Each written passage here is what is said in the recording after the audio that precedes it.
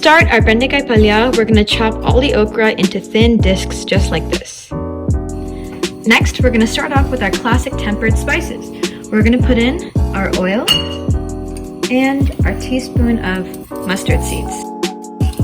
Now that it's started to sputter, we're going to add in our teaspoon of chana dal and our teaspoon of urad dal. We're going to give it about 30 seconds to slightly darken and then add in our turmeric, followed by our pinch of black pepper. We're also going to add our hing here and just mix it up.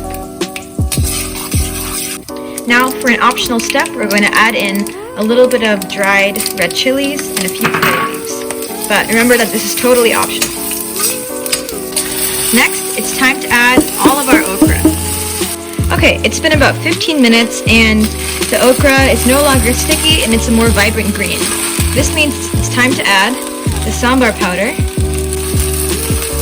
and then it's time to add the salt. We're going to mix it all in again and then let it saute for a little bit longer.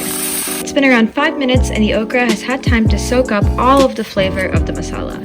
After this, it's time to add your garnish of cilantro. Once your cilantro is completely mixed in, that means your Bendekai Palya is all done and it's time for you to eat it. Enjoy!